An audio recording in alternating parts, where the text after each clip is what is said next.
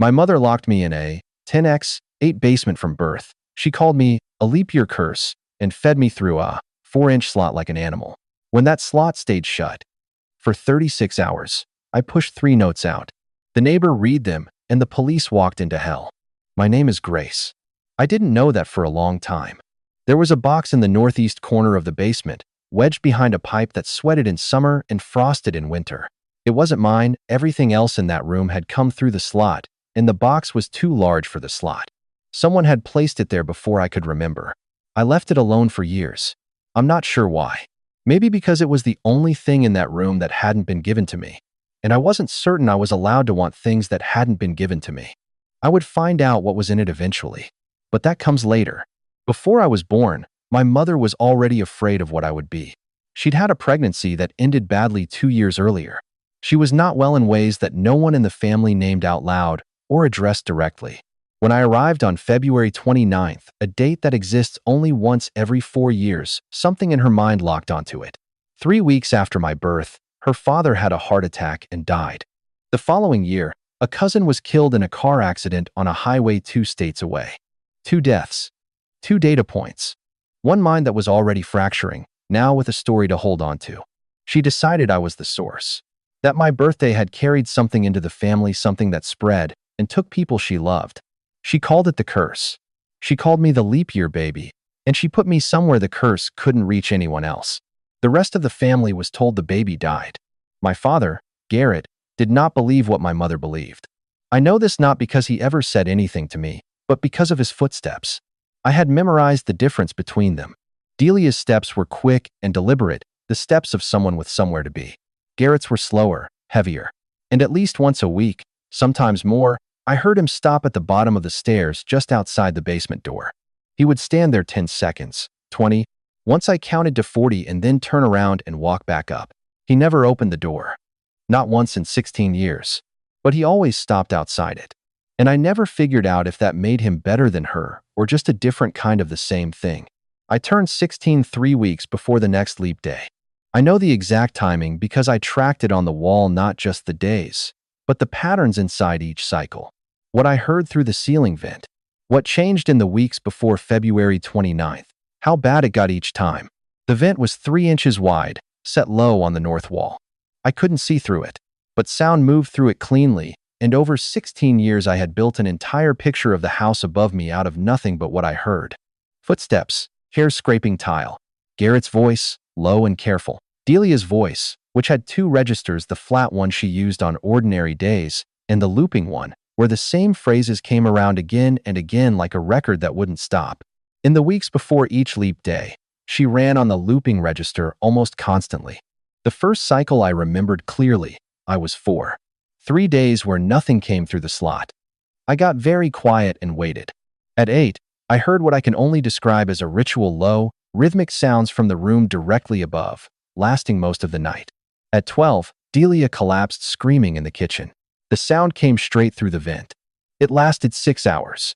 I lay on my mattress and counted the marks on the wall until it stopped. 4 cycles. The same shape every time. And now the next leap day was 3 weeks out, and the slot had already gone quiet in that particular way I recognized. Every previous cycle, I had waited. I had endured it and added more marks to the wall when it was over. That was the only move I'd ever made.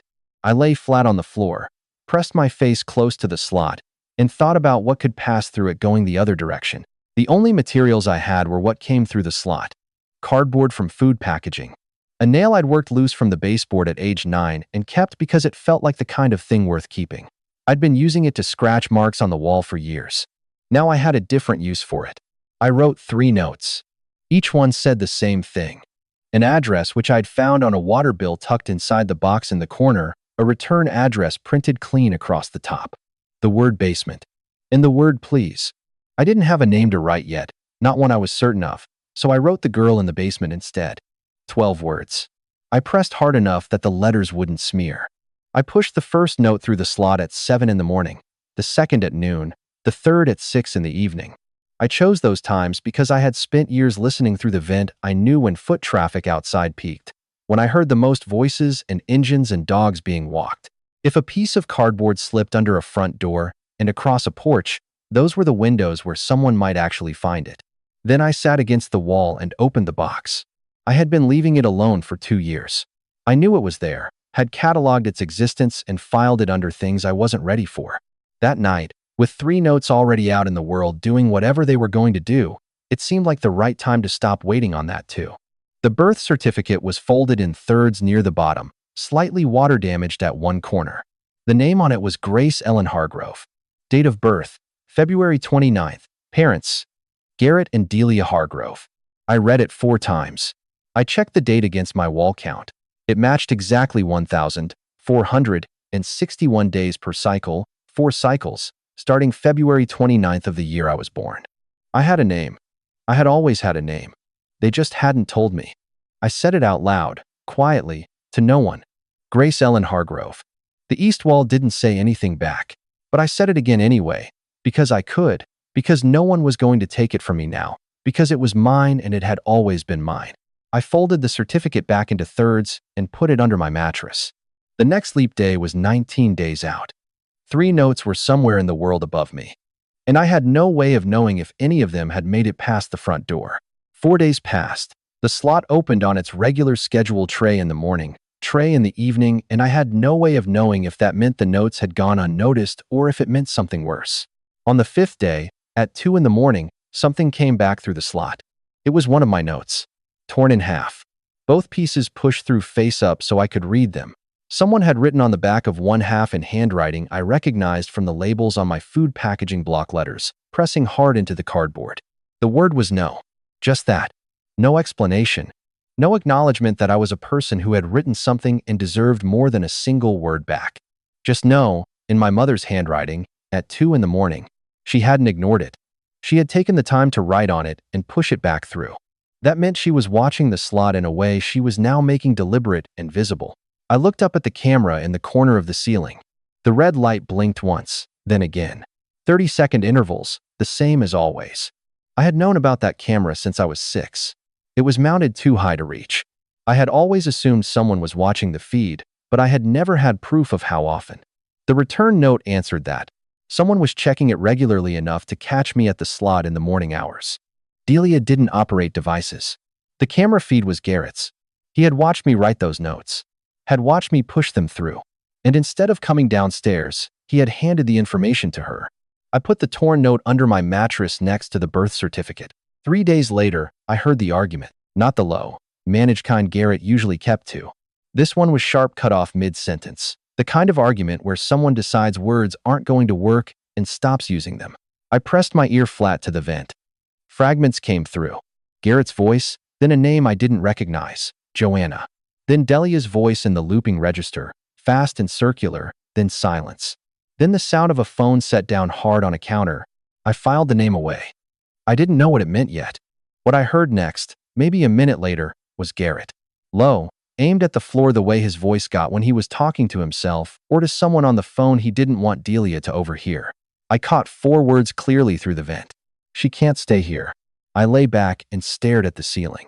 The next leap day was 11 days out, and I had absolutely no way of knowing which one of us he was talking about.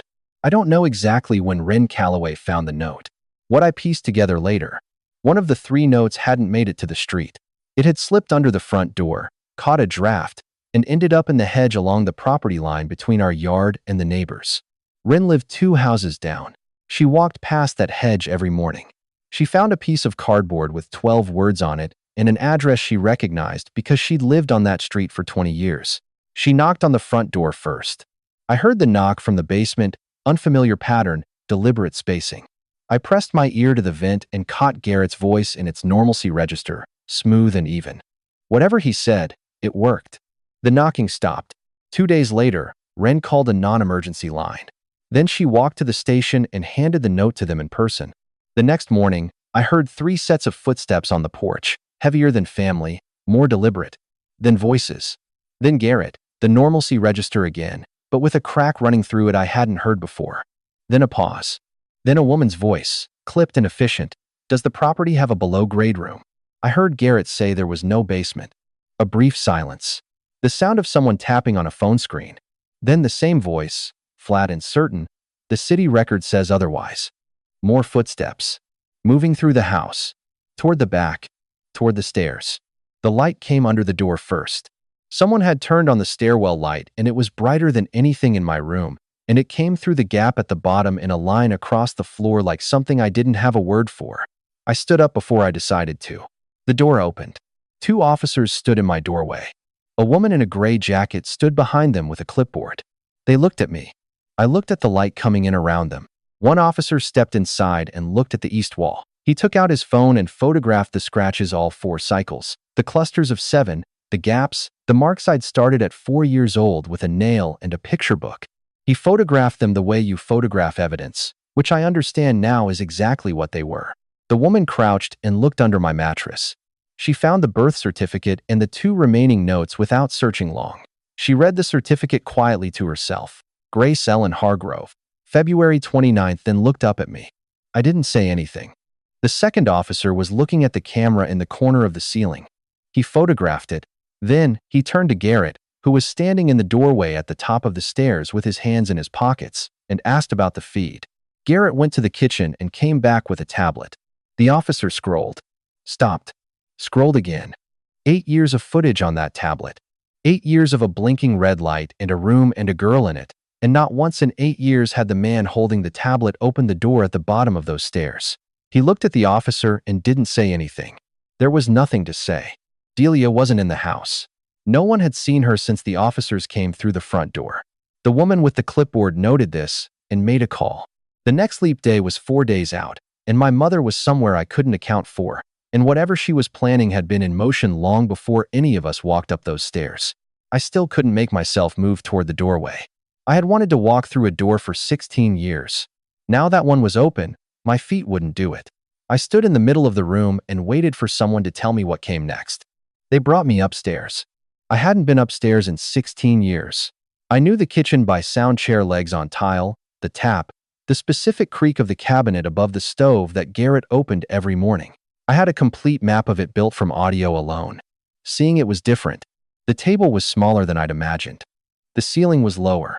There were 4 chairs, and I sat in the one closest to the door because it was the one closest to the door. The social worker sat across from me and set a blanket over my shoulders. She was calm in the trained way. She asked if I knew today's date, my full name. I knew both. She wrote things down, talked about next steps, medical evaluation, placement, a timeline. I listened and watched the open door to the basement stairs. Officers moving in and out with phones and notepads. Through the vent above the kitchen sink, I could hear the outside. Wind. A car passing. Sounds that had been 20 feet above my head my entire life. She asked if there was anything I needed immediately. I said I needed to know where my mother was. She glanced at the officer by the stairs. He shook his head. Nobody knew. Delia had gone out the back gate sometime between the officers arriving at the front door and the basement being opened, 4 days before leap day, and she was somewhere with whatever she'd been building toward for 16 years, and nobody in that kitchen could account for her. I thought about the 4 cycles on the wall, the rituals, the 6 hours of screaming directly above my head, the slot going silent before any of this started. I thought about the pattern and what it had always been pointing toward and what it meant that we were 4 days out and she was loose. The social worker started talking about a shelter placement for the night. I waited until she finished. Then I said, "My name is Grace Ellen Hargrove. I've been trying to leave this house for 16 years. I'm not spending one more night in it." I didn't raise my voice. I said it the way you say something you've carried a long time and have finally decided to set down in front of someone who has to hear it. She looked at me. Then she picked up her phone and made a call. Before she finished, Garrett's phone rang on the counter. He looked at the screen.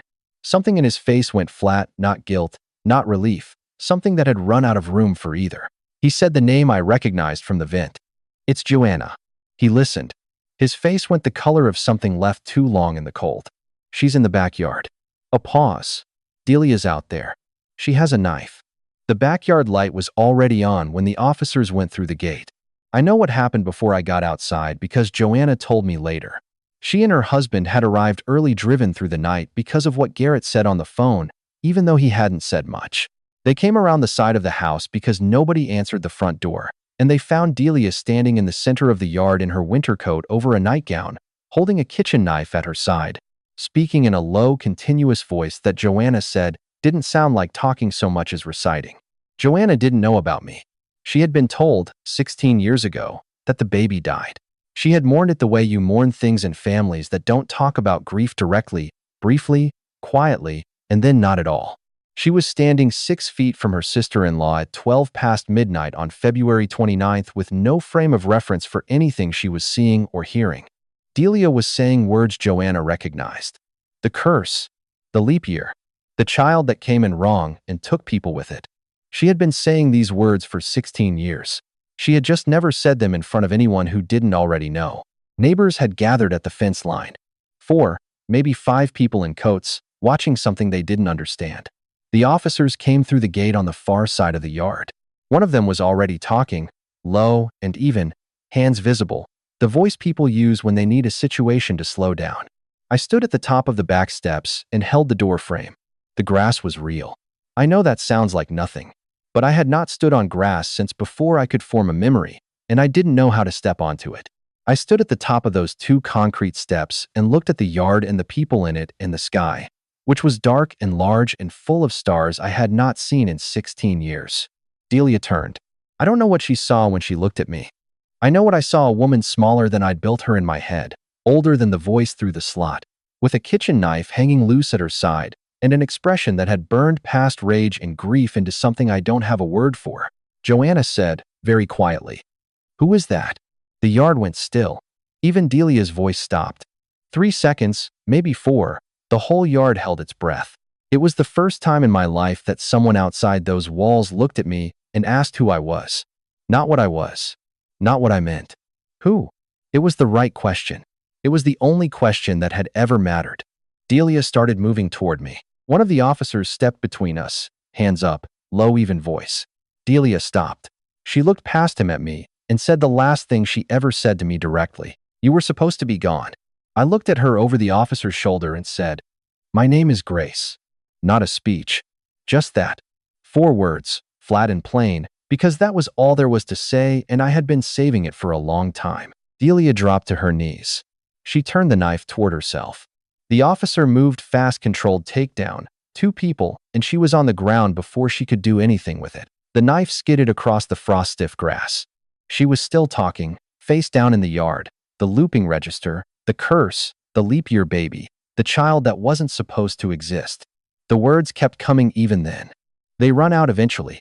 Everything does. Joanna crossed the yard and put both hands on my face. I stood completely still. I didn't know what to do with being touched like that, carefully, like something worth handling carefully. I had not been touched that way in my entire life, or if I had, I was too young to remember it. She said my name. Grace. The same word I had said alone to the east wall at 14. But it landed differently when someone else said it. It landed like it was true. Behind us, an officer was reading Delia her rights. Another was calling for transport. The neighbors at the fence line were still there. Nobody was leaving. It was 12:23 in the morning on February 29th.